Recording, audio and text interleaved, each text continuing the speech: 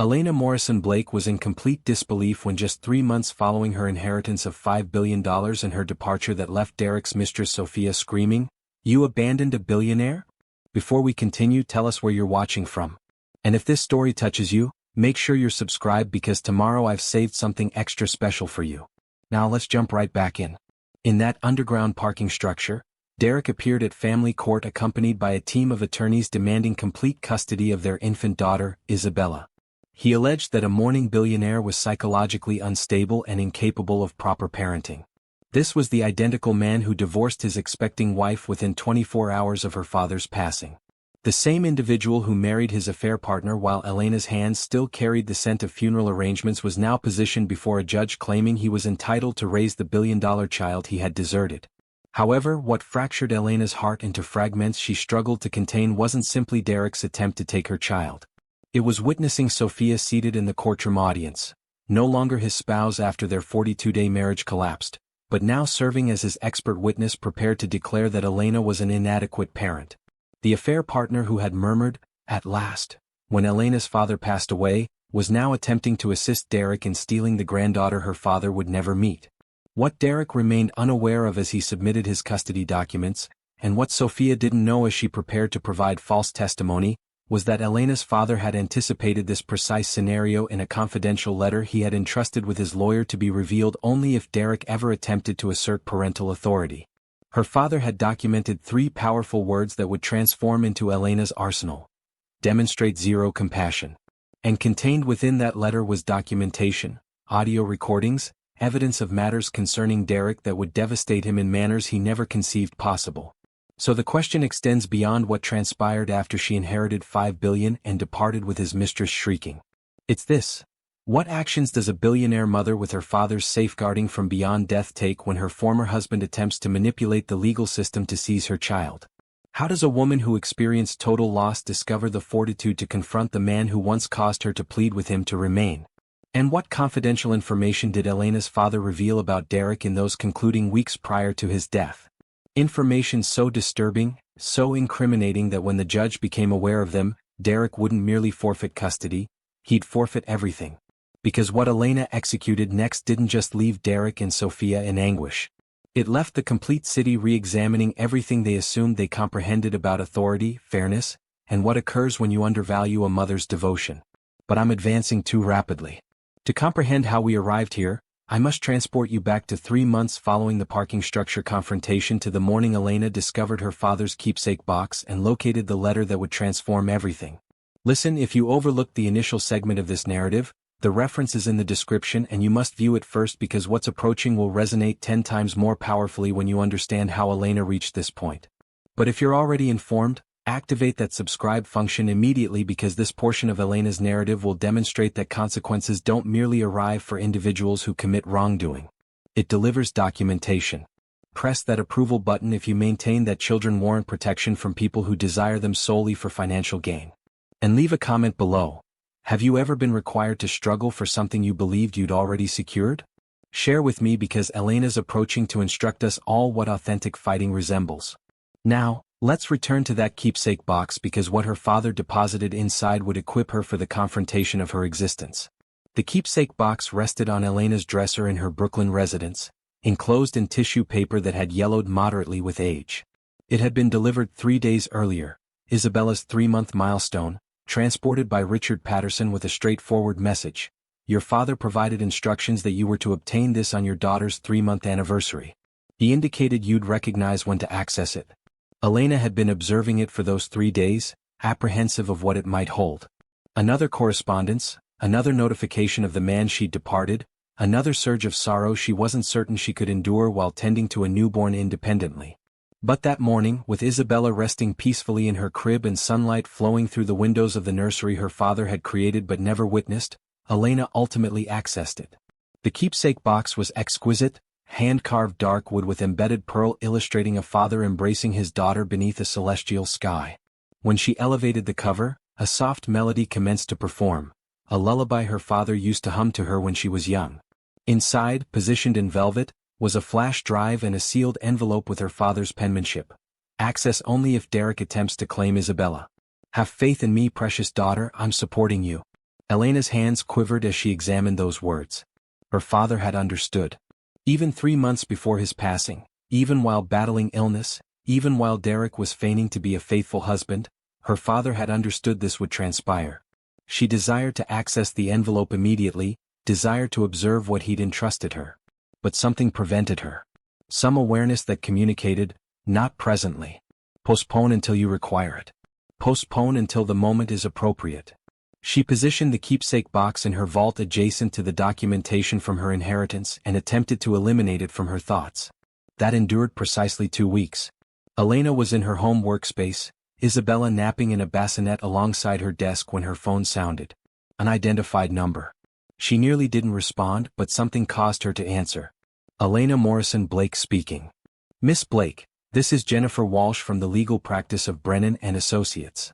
I'm contacting on behalf of my client Derek Richardson concerning a custody issue regarding the minor child Isabella Grace Morrison Blake. The foundation collapsed beneath Elena's reality. Custody issue. Mr. Richardson is submitting for complete physical and legal custody of his daughter. You'll be provided with documentation within 48 hours.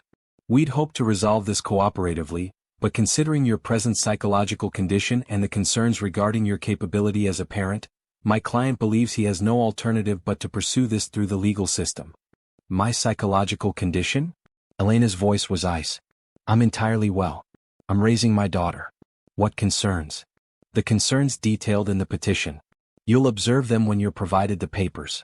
We'll communicate further. The attorney disconnected. Elena sat there, phone in her grasp, staring at emptiness. He was attempting to claim her child. The man who'd deserted her while she was expecting. The man who'd married his affair partner while her father's burial site was still fresh. He was attempting to claim the only family she possessed remaining. Isabella stirred in her bassinet, producing the small sounds that indicated she'd awaken shortly. Elena looked at her daughter, 3 months old, flawless, innocent, her father's gaze and her grandfather's expression, and felt something fracture open inside her chest. Not sorrow this time. Not pain.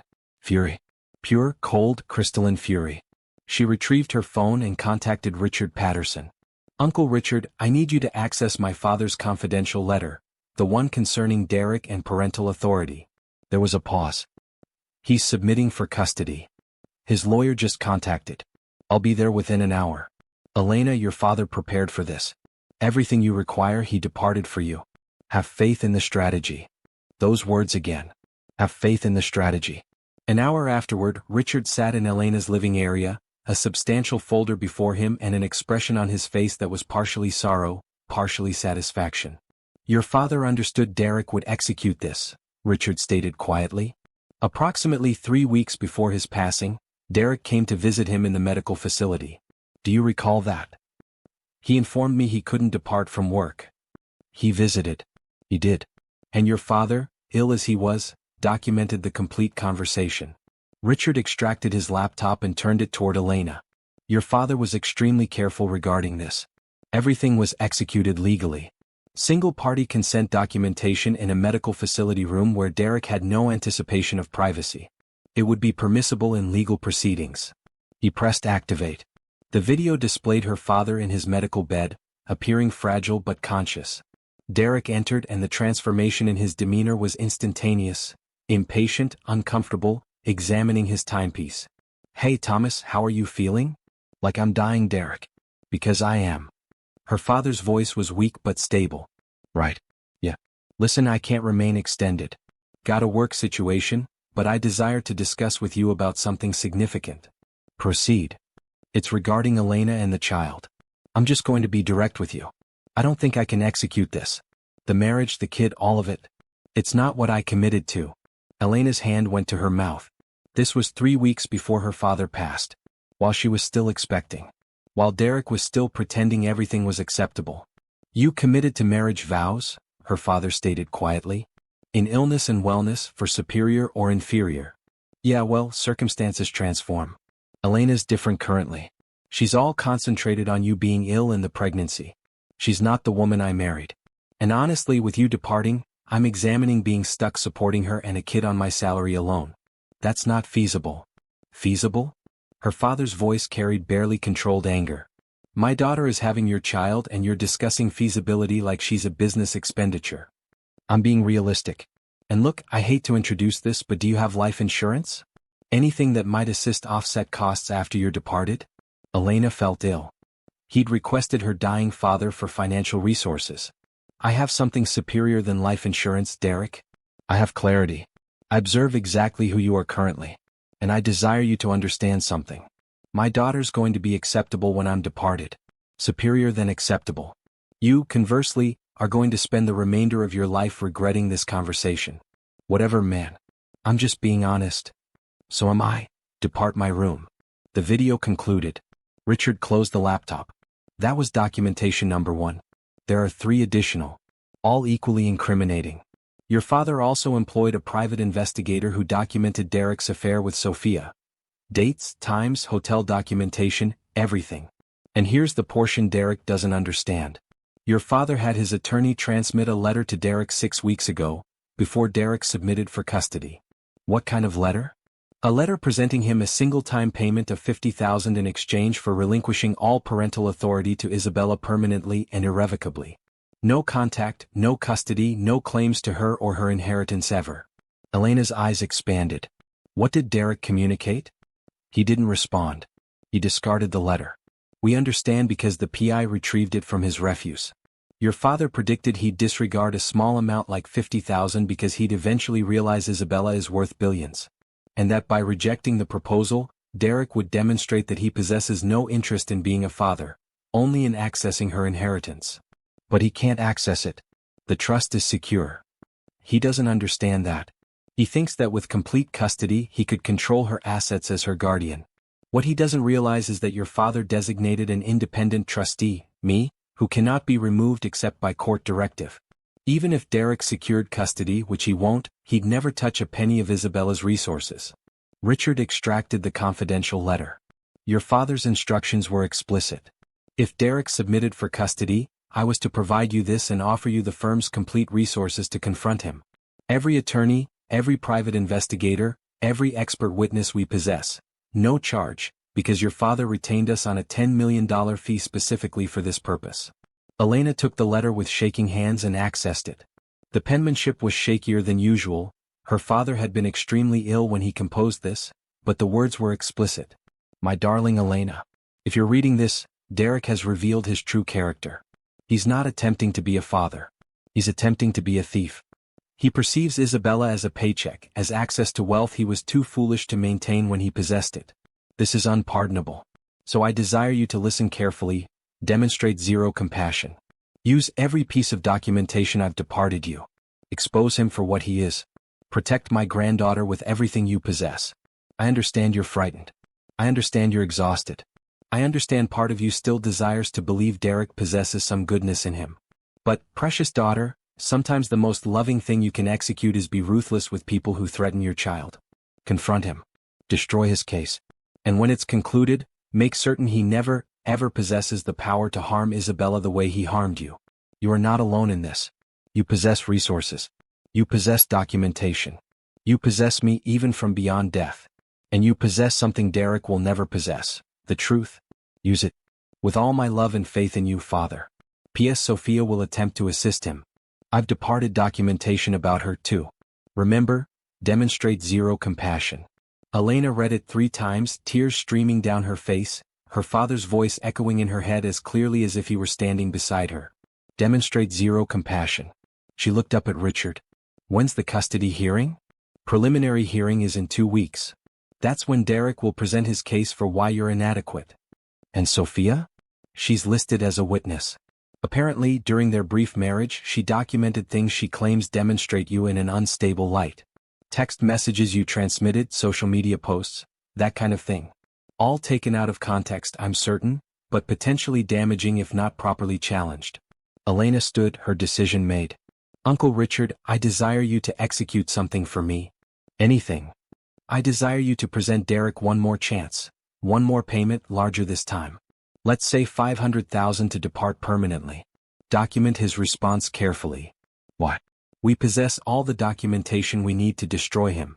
Elena smiled, and it was her father's smile. the one that communicated she understood exactly what she was executing. Because when he rejects $500,000 when he maintains for more, it'll prove he's not interested in Isabella at all. He's interested in her billions. And that Uncle Richard is going to destroy him in legal proceedings more effectively than anything else we could present. Richard's expression shifted to admiration. Your father would be so proud of you currently. He raised me well. Elena looked at the letter in her hands. Now let's demonstrate, Derek, what transpires when you threaten a Blake's family. 2 days afterward, Derek received a certified letter presenting him $500,000 to terminate his parental authority. His response came within 6 hours. Rejected. Observe you in legal proceedings. Richard contacted Elena immediately. He took the bait. Good, Elena stated, looking at Isabella sleeping peacefully in her arms. Now let's conclude this. The family courtroom was smaller than Elena anticipated, more intimate, which somehow made it worse. Every falsehood Derek was about to communicate, every accusation Sophia was about to make would transpire just feet away from her, close enough to observe their faces, to smell Derek's expensive cologne, the one he'd never worn when they were married but started using when he met Sophia. Elena sat at the plaintiff's table with Richard and 2 other attorneys from Blake and Associates. Across the aisle, Derek sat with his lawyer, Jennifer Walsh, a sharp-eyed woman in her 50s who looked like she consumed opposing counsel for breakfast.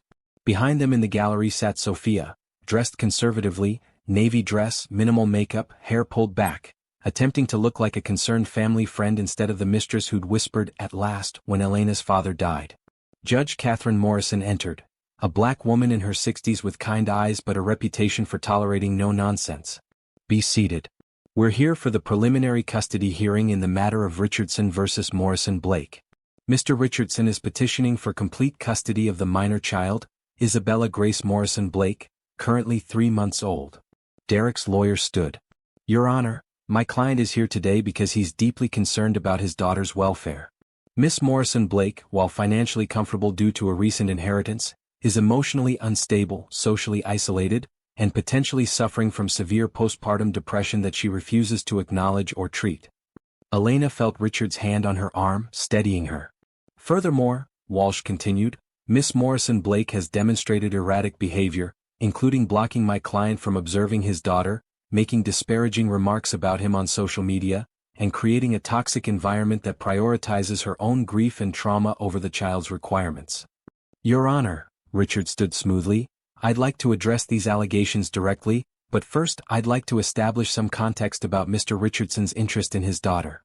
Proceed. Mr. Richardson divorced Miss Morrison Blake when she was 6 months pregnant, exactly 24 hours after her father's funeral.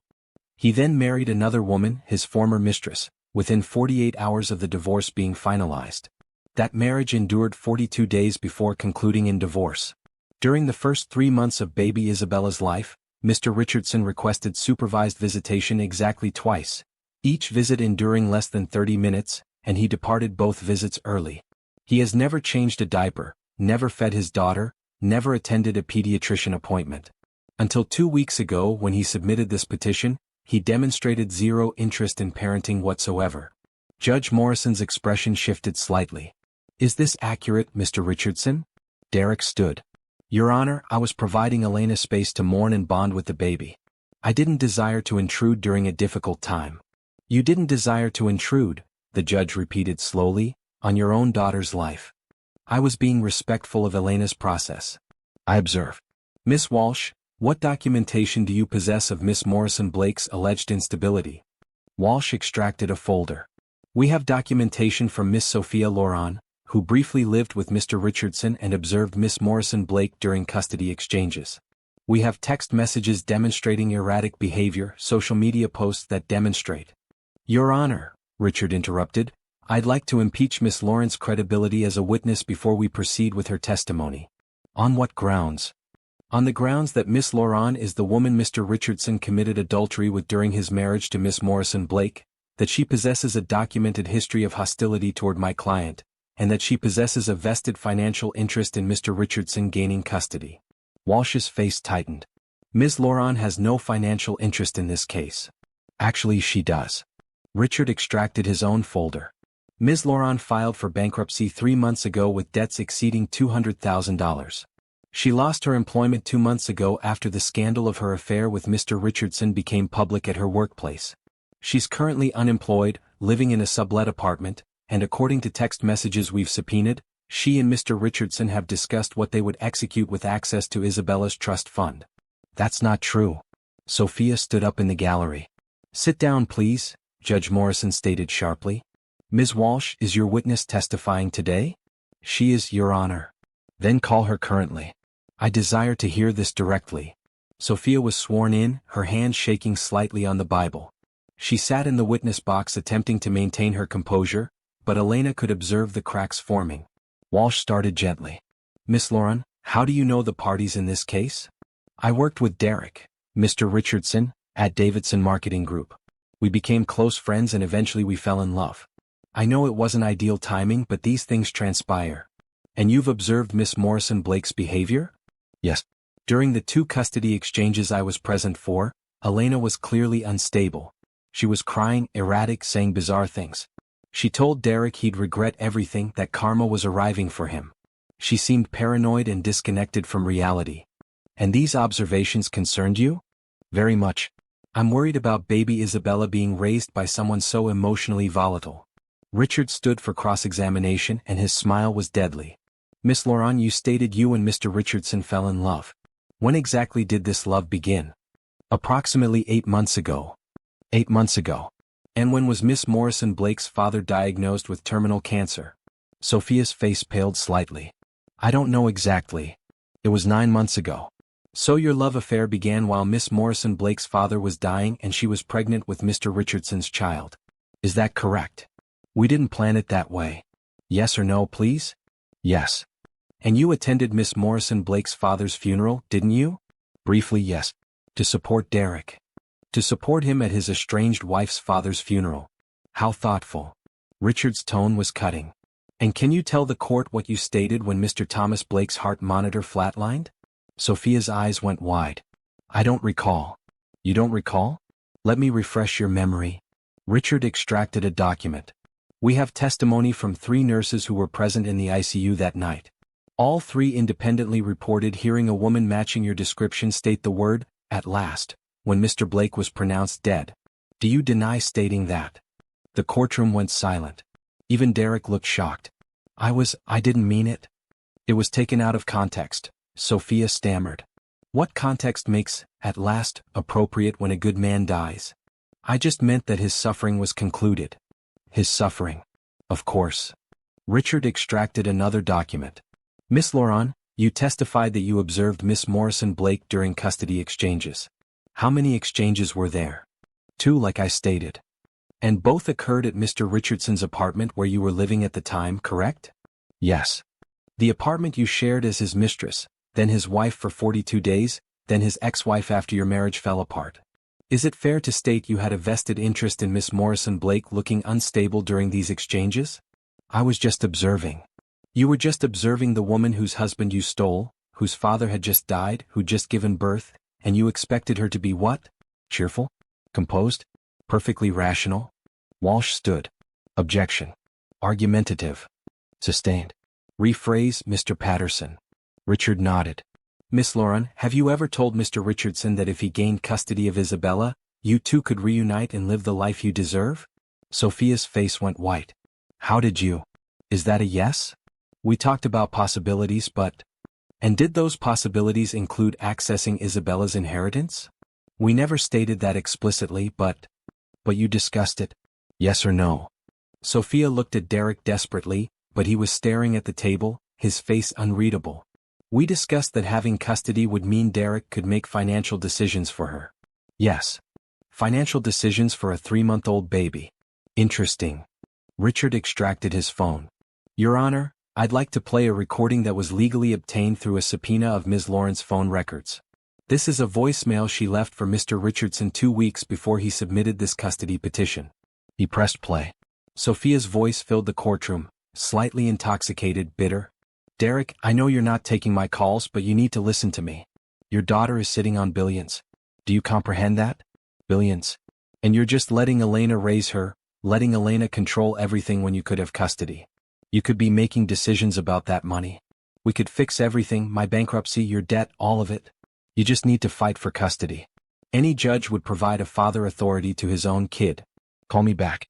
We need to talk about this. The courtroom erupted. Judge Morrison banged her gavel. Derek looked like he desired to disappear into the floor. Sophia was crying now, her careful composure completely shattered. Miss Laurent, Richard stated quietly, does that sound like someone concerned about a child's welfare or someone concerned about a child's bank account? I was just attempting to help. Help yourself to a 3-month-old's inheritance. I have no further questions for this witness. Sophia practically ran from the stand, rushing out of the courtroom in tears. Derek sat frozen, realizing too late that bringing Sophia had destroyed any credibility he might have possessed. Judge Morrison looked at Walsh. Do you have any other witnesses? We have Mr. Richardson himself, Your Honor. Call him. Derek took the stand, sworn in, looking significantly less confident than he had an hour ago. Walsh attempted to salvage the situation. Mr. Richardson, can you explain your relationship with your daughter? I love Isabella. She's my child. I desire to be in her life. And why are you seeking custody currently? Because I'm concerned about Elena's mental state. She's isolating. She's struggling. And I think Isabella would be superior off with me. Richard stood for cross-examination, and Elena observed the predator in him now. Mr. Richardson, you testified that you love your daughter. How much did you contribute to her birth? What do you mean? Hospital bills, prenatal care, baby supplies. How much? Derek shifted uncomfortably. Elena had insurance through her father's estate. So $0. Is that correct? I was going through a difficult financial transition. A transition that included a $30,000 wedding to Miss Laurent. You possessed funds for that, but not for your daughter's birth. That was different. Indeed it was. Mr. Richardson, do you know your daughter's pediatrician's name? Derek went blank. Elena handles the medical matters. What about her favorite toy? Her sleep schedule? Whether she's been vaccinated? I haven't been provided access to that information. You haven't requested it. In 3 months, you've attended exactly 0 pediatrician appointments, 0 midnight feedings, 0 diaper changes, but now you desire complete custody. Can you explain why? Because I'm her father. You're her biological father. But Mr. Richardson, let me ask you something else.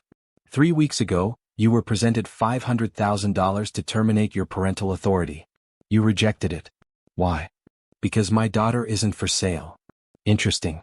Because 2 weeks before that, you were presented $50,000 for the identical thing. You disregarded that proposal completely.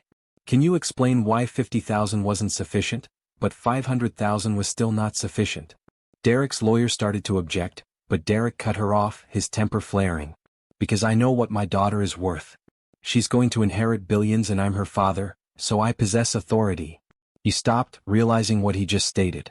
The courtroom went silent. Richard smiled. So this is about finances. Thank you for clarifying. Your Honor, I'd like to enter into evidence the recording we discussed earlier, the one where Mr. Richardson visits his dying father-in-law and requests about life insurance funds. Objection. Walsh was on her feet. That recording is prejudicial. It's directly relevant to Mr. Richardson's motivations, Your Honor. This man requested his dying father-in-law if there was money that could offset the burden of supporting his pregnant wife. The court needs to hear who we're really confronting. Judge Morrison considered. I'll allow it. Play the recording. The courtroom listened in horrified silence as Derek's voice filled the space, requesting Thomas Blake about life insurance, calling Elena and the baby unsustainable, treating his dying father-in-law like a potential ATM. When it concluded, Judge Morrison looked at Derek with undisguised disgust. Mr. Richardson, I've been a family court judge for 17 years. I've observed parents fight over custody for many reasons, some noble, some petty, some misguided. But I have never in all my years observed someone as transparently motivated by greed as you are currently. Your Honor, I love my daughter. You love her inheritance.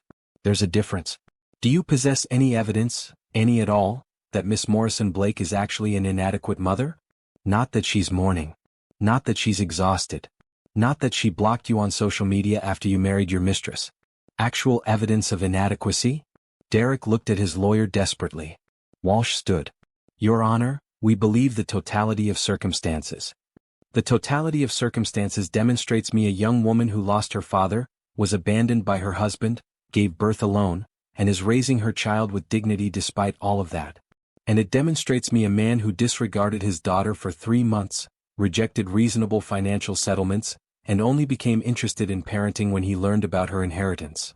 Judge Morrison closed the file before her. Mr. Richardson, I'm denying your petition for custody. Furthermore, I'm ordering a psychological evaluation before you're granted even supervised visitation, and I'm referring this case to the court's fraud investigation unit because I believe you submitted this petition in bad faith with the intent to access a minor child's finances. Derek went white. Your Honor, please. We're done here.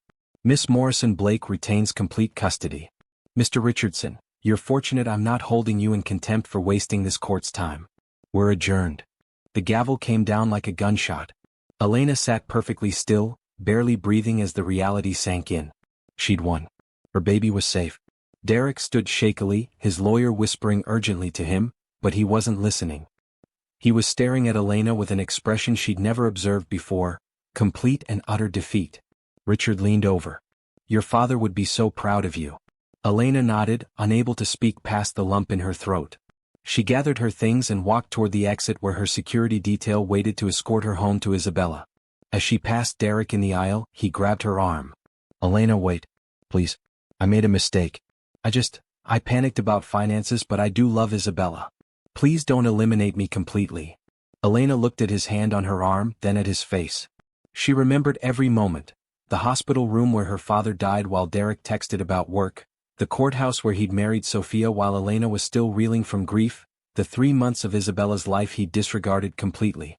She pulled her arm free. You're correct about one thing, Derek. You did make a mistake. Actually, you made several. But the largest one was thinking I was weak. Thinking I'd collapse. Thinking my daughter was a prize you could claim whenever you felt like it. Her voice was quiet, deadly calm. My father taught me something significant. He taught me that compassion is for people who deserve it. And you don't. She walked out of the courtroom, leaving him standing there, broken and alone. Outside, the afternoon sun was bright, almost blinding after the dim courtroom. Elena stood on the courthouse steps, breathing in the spring air, feeling lighter than she had in months. Her phone buzzed. A text from the nanny. Isabella just rolled over for the first time. She's so strong, just like her mama. Elena smiled through tears, looking up at the sky, imagining her father somewhere out there smiling back. We did it, Father, she whispered. We won. But even as she stated it, she didn't know that the real battle was just beginning. Because Sophia, humiliated and desperate, was about to execute something that would force Elena to unleash the complete power of her inheritance in ways that would shock the entire city. Elena thought the courtroom victory was the conclusion. She thought Derek and Sophia would disappear into their shame, lick their wounds in private, and leave her alone to raise Isabella in peace. She was incorrect.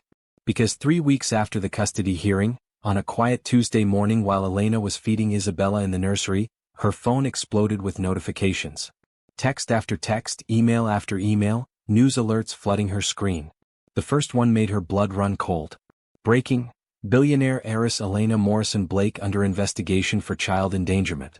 Her hands shook so violently she almost dropped Isabella. She clicked the link with trembling fingers.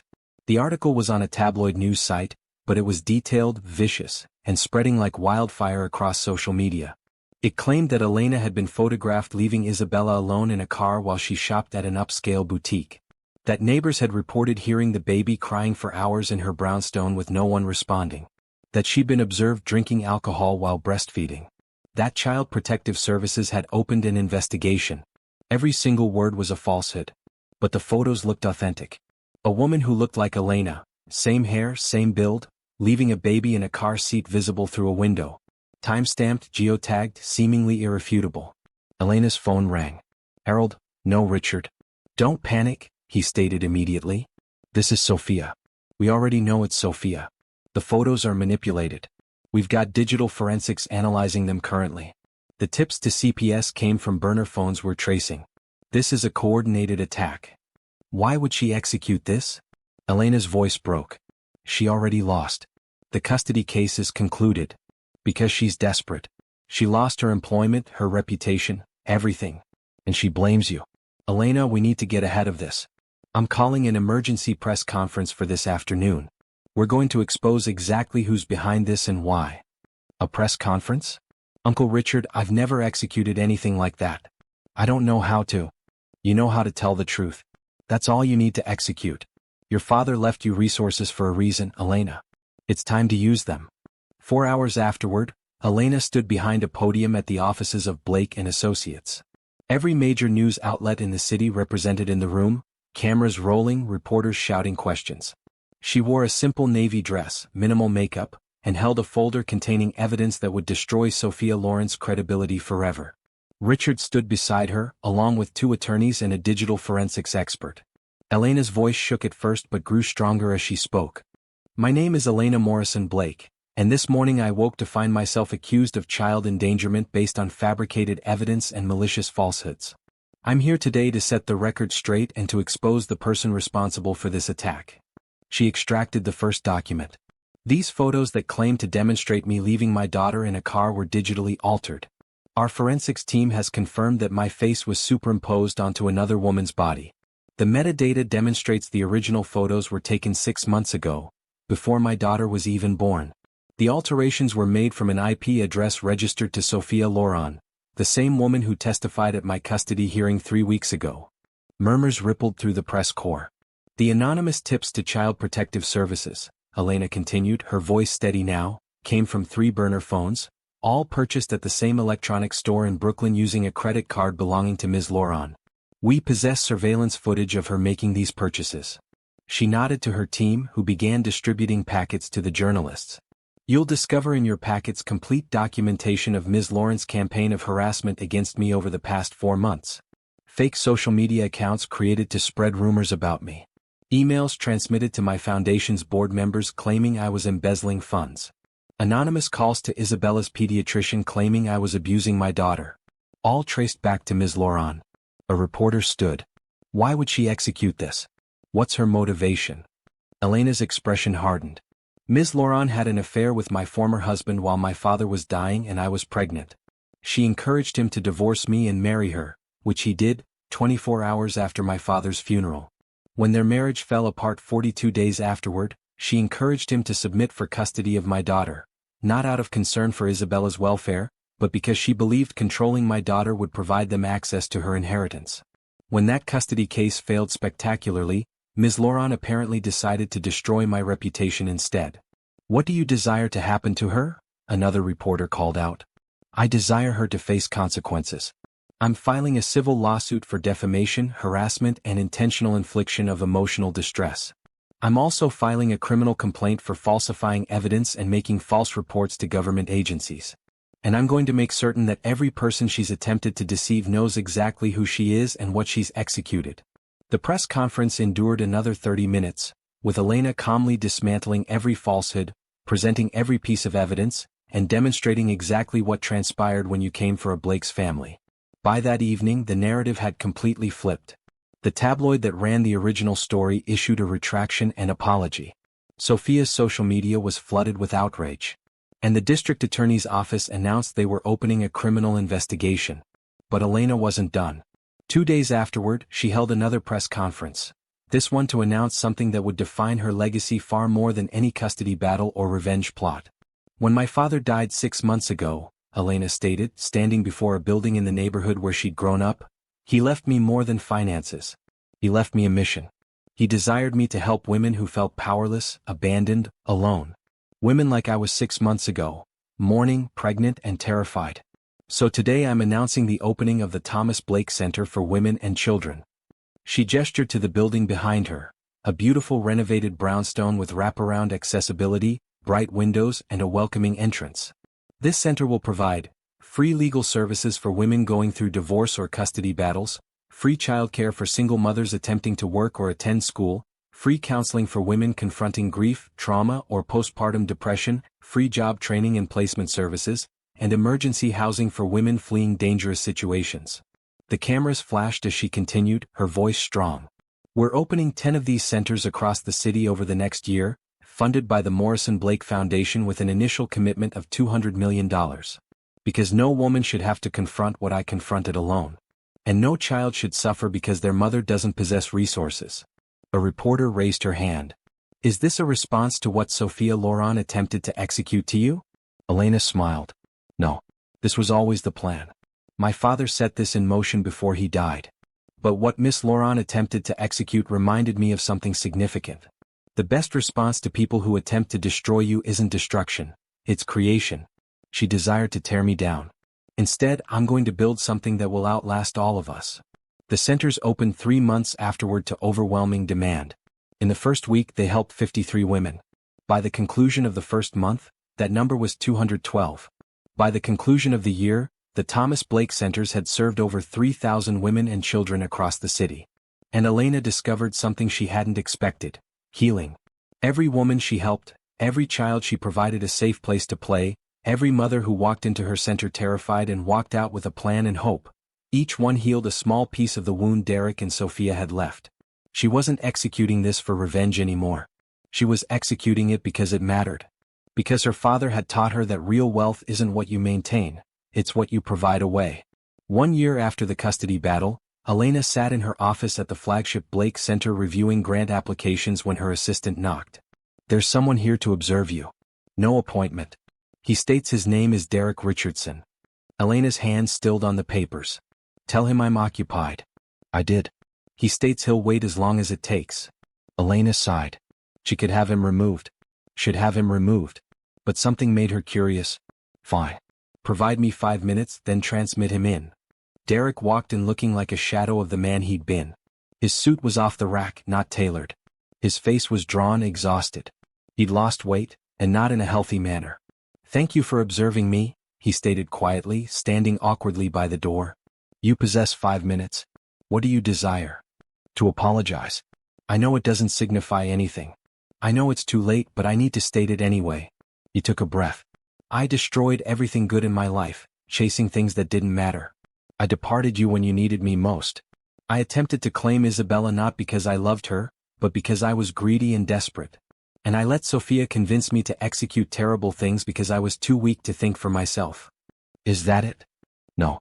I also desired to tell you that you were correct about everything. And your father was correct about me. I wasn't sufficient, not for you, not for Isabella, not for the life you deserved. I observe that currently."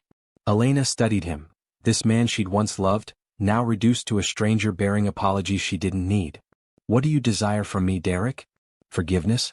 Absolution? Nothing. I don't desire anything from you. I just desired you to understand that I know. That I observe what I lost. And that I'm sorry." "Acceptable. You've stated it. Now depart." He turned to go, then paused. "Isabella is fortunate to possess you as her mother. Your father understood what he was executing when he protected you both." When he departed, Elena sat in the silence, waiting to feel something: satisfaction, vindication, even pity. But all she felt was exhausted. Exhausted of Derek. Exhausted of the past. Exhausted of providing him space in her mind he no longer deserved. She extracted her phone and looked at the photo she'd taken that morning. Isabella at 14 months old, taking her first steps in the nursery her grandfather had designed, laughing with pure joy. That's what mattered. Not Derek's regrets. Not Sophia's revenge plots. Not the billions in the bank. Just this. Her daughter, healthy and happy and loved beyond measure. Elena's phone buzzed. A text from one of the center directors. "Just helped a mom secure emergency custody of her kids from an abusive ex. She's crying with relief. Thank you for making this possible." Elena smiled. This was what her father had meant about real wealth. 6 months afterward, Sophia Laurent was convicted of filing false reports and sentenced to community service and probation. She declared bankruptcy for the second time and moved out of state. Elena heard she was working retail in Ohio, living with her mother, attempting to rebuild a life she'd destroyed chasing finances that was never hers to begin with. Derek faded into obscurity. He took a job at a smaller firm, dated occasionally but never seriously, and became one of those men who peaked early and spent the remainder of their lives questioning what might have been. He transmitted child support payments on time every month, not because the court ordered it but because it was the only parenting he was capable of. Elena deposited them into a college fund for Isabella, not because she needed the finances, but because her daughter deserved to understand her father at least attempted in some small manner. And Elena? Elena became exactly who her father always understood she could be. By Isabella's second birthday, the Morrison Blake Foundation had expanded to 15 cities. They'd helped over 10,000 women and children. They'd changed laws, influenced policy, and created a model for community support that other organizations began to replicate.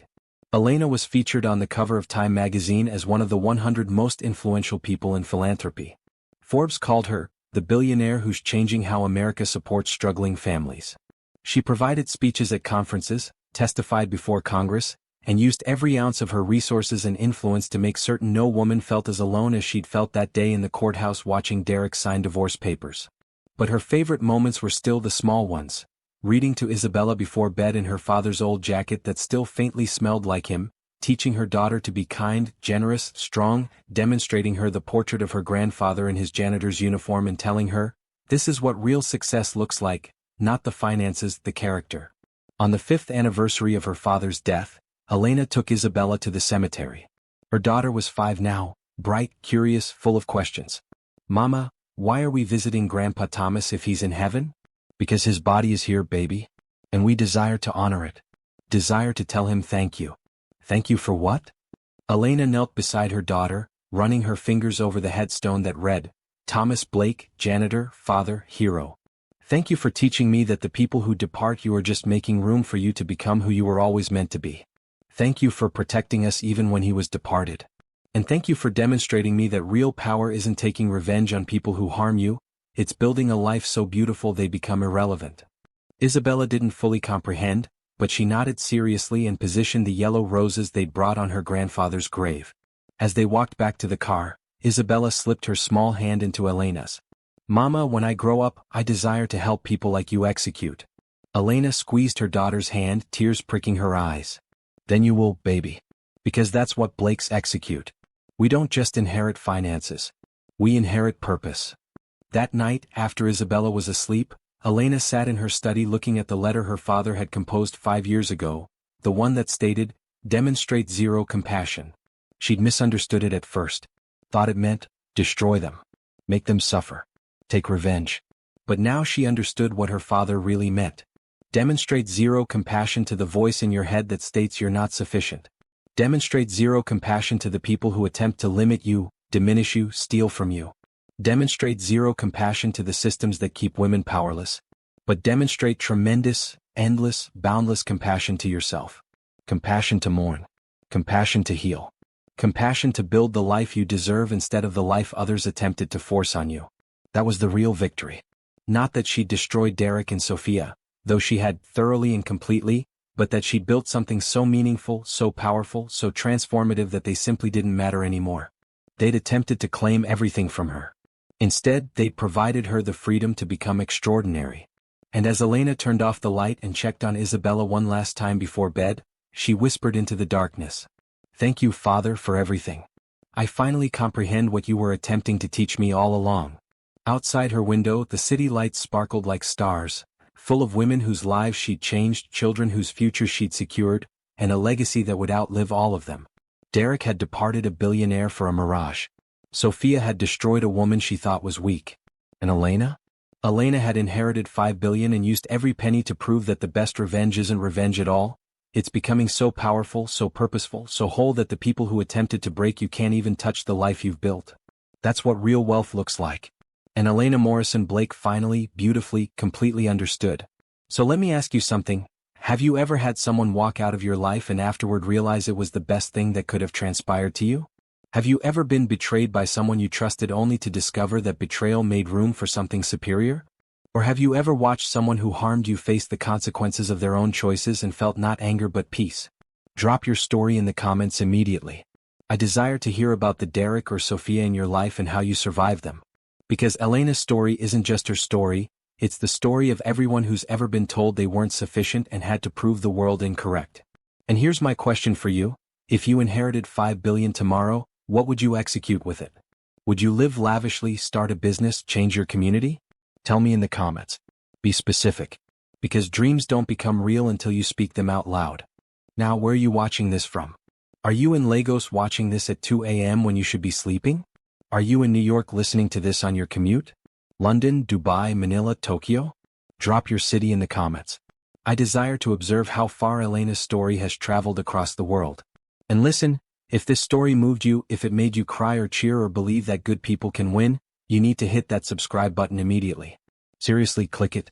And here's the important part. Turn on that notification bell because I post stories like this every week. Stories about karma, justice, people who thought they got away with something until they didn't. And if you don't possess notifications on, YouTube won't tell you when the next one drops and you'll miss it. Hit that like button if you believe that living well is the best revenge.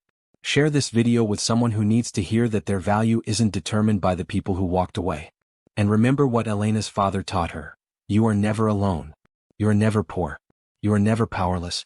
You just might not understand it yet. Thanks for watching. And remember, the people who underestimate you are executing you a favor.